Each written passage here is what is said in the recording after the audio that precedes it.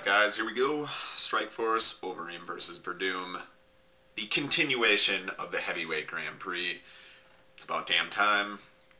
Everybody, well, not everybody, because, well, let's just put it this way. This card is being overlooked. There's some great fights on here. Let's go over it. I mean, look at this one. Preliminary card, well, Connor Hewins fighting. Jay-Z Cavalcante against Justin Wilcox. That's on the undercard. I hope we get to see that fight. Huge step up in competition for Justin Wilcox. He's becoming more well-rounded. His boxing is improving. Kickboxing, throws leg kicks. Cardio, his wrestling is improving. Well-rounded guy. His work ethic is there. He seems to have the athleticism. Kind of short for any weight class, really. Makes up for it with strength. In the clinch, very good. In the clinch, pretty much takedowns and kind of his tie clinch is pretty good. Good knees to the body. Like I said, huge step up in competition here. I don't see him finishing Cavalcante. In fact, if this fight is going to be finished, Cavalcante, I think, is going to be the one to do it. A lot of people thinking Justin Wilcox is going to be able to out-wrestle him, grind on him, push him against the cage, wear him out that way, which is entirely plausible. But Cavalcante, last face, Josh Thompson, I think he'll be prepared for the wrestling, trains at American Top Team, not known, American Top Team is a great camp, not known for the wrestling, but I think Cavalcante, his striking is going to make Wilcox a little too cautious about coming in, maybe. Although Wilcox is a very aggressive fighter. I think he's going to pick him apart on the feet. I think he's going to land a big shot, and I think he's going to hurt him, and I think he's going to finish him. So that's what I'm going to pick. Jay-Z Cavalcante, second round TKO. On the main card here, Jorge Masvidal against KJ Nunes. This fight is going to be fireworks if it goes the way I think it's going to go. Masvidal's a tough guy. He gets beaten by guys that are better at one aspect of the game, or he just gets caught in something. Mentally, sometimes he's just not there in fights. I think he's there for this one. I saw an interview with Ariel Helwani. He's very good. KJ got outboxed in his last fight, and that's supposed to be what he's great at. Good takedown defense. That's it. Wants to keep it on the feet. Jorge Masvidal took down Paul Daly a bunch in that fight, if you've ever seen that fight. And that was at 170 pounds. I don't think Masvidal's going to, he may want to, stand and trade for a while. Masvidal probably the better overall striker. Nunes definitely the better boxer. I think if Masvidal comes out and pushes the pace, mixes it up well, I think that's what he needs to do. That's probably the key for him. Mixes it up. Make KJ think he's going to stand, take him down, work from top position. Clearly the better wrestler, clearly the better grappler. KJ has pretty good takedown defense, but we'll see how this one goes. I'm going to pick Jorge Masvidal by unanimous decision. I think he should be able to mix up the game plan very well and do exactly what I said.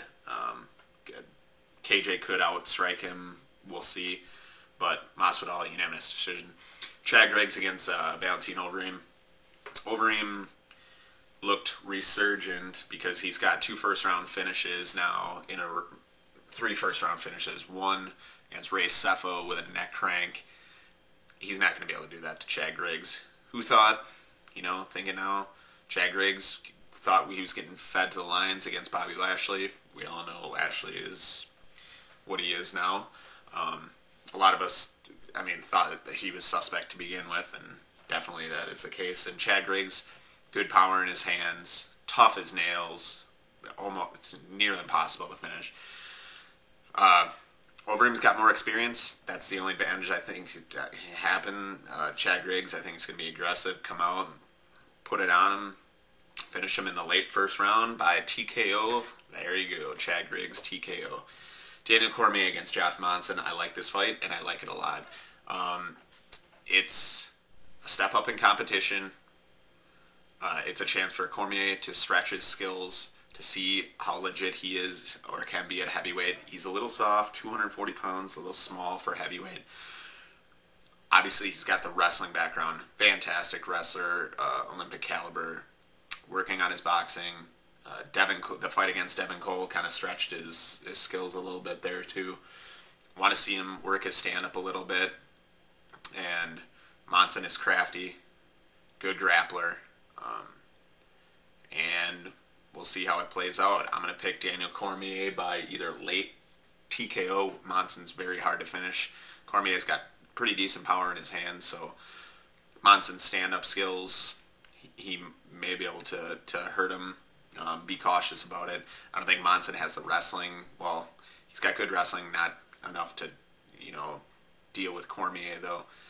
And so I'm going to pick Cormier by pretty lopsided decision or late finish. Great fight. I like this kind of fight where at this point in somebody's career you bring in a really tough veteran, not particularly great in anything. I mean, you're just trying to gauge where he is. Monson's experience, awesome fight. Josh Barnett against Brett Rogers. First fight that we're going to get to see in the continuation of the Grand Prix. Brett Rogers, last fight against, at 2 losses in a row in Strikeforce, fought on a, W1 card or some obscure promotion against Ruben Villarreal, Warpath, and he looked like garbage. His cardio was crap. I don't know if it was just because he was trying to make the transition to being a more well-rounded fighter and he didn't kind of game plan like he normally does, but he should have been able to finish Warpath. I mean, love Bas Rutten, but Bas Rutten was, 40, 41 years old when he fought Villarreal, and he decimated him. Brett Rogers has power in his hands. We'll see if he changed up his training. I don't see him being ever a real threat. I mean, he's got good power in his hands. Barnett's got an uncanny ability of putting the fight where he wants it to go, and Rogers is going to be able to stop him whatsoever. Barnett's going to end up putting him on the ground, just absolutely dominating him from top position and finishing the fight with a submission or a TKO late in the first, early second round. So that's what I'm going to pick. Josh Barnett. What I said. Alistair Overeem versus Fabricio Werdum. It's a fantastic fight. Awesome. I like in the Ariel Helwani interview, Overeem, the last question Ariel asked him was about the rankings, the heavyweight rankings. And Overeem was pretty matter-of-fact about the entire thing. He can see people's point of view. He hasn't fought top-level competition. And, he has won K1, and that shouldn't factor into it, but some people factor that in. Rankings are subjective anyways, and it's kind of pointless. I like that. Obviously, they fought before. Fabricio Werdum finished him with an armbar or a Kimura, somewhere around there. I don't know. I should probably go watch that fight again, even though they're completely different fighters, so it wouldn't matter anyways. In theory, this should be easy one to pick. Alistair Overeem, K1 champion.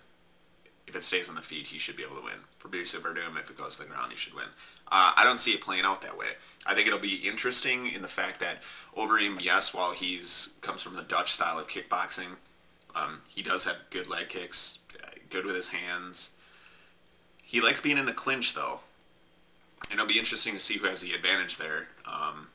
If Werdum can play like his Brazilian Jiu-Jitsu trip game, maybe uses improved wrestling. I mean, he does train at Reem Training Center with Mark Munoz, so maybe he's improved on his wrestling there, or if Alistair can bully him in the clinch and use his striking in the clinch. So I think the clinch battle is going to be pretty fun back and forth to watch to see who gains the upper hand there. I think Overeem overall, I don't know if we don't know how hard Overeem's been training on his grappling, but he's always been a fairly good grappler. The fact that he got submitted by Fabricio Werdum, one of the best heavyweight, the top 2 or 3 probably, heavyweight grapplers in the world. Well, now that Audrey Grace is at 205, so probably the best. So it should be interesting, the clinch battle that plays out, but I think Alistair Overeem, he's a little too powerful. Werdum's stand-up is serviceable, but it's not going to be enough to contend with Overeem at this point. Overeem a lot stronger than when they fought the first time. So I'm going to go with Overeem. I think he's going to be able to hurt him with knees to the body. I think he may be able to hurt him with punches. And I'm going to pick Alistair Overeem by late second, early third. I rarely pick third round stoppages. I just think that Overeem's going to be kind of cautious about this one. I mean, he normally is in fights.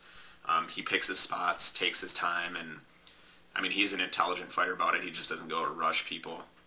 So, and especially with Werdum having the Brazilian Jiu-Jitsu experience in that one. So I'm going to pick Alistair Overeem by late second, early third round TKO. I think he wears him down with knees to the body, hits him with something big, like a punch, right hook, something like that, puts him down. He's kind of cautious about it, but finishes him on the ground. So that's my pick, Alistair Overeem. This can be a great card. I'm at work till 9, but I will be home directly after that, and I'm DVRing it, so I will be able to fast forward through what I don't want to watch. Fantastic card, one of the best Strikeforce has put on in a long time. So you guys enjoy the fights, stay metal, see you later.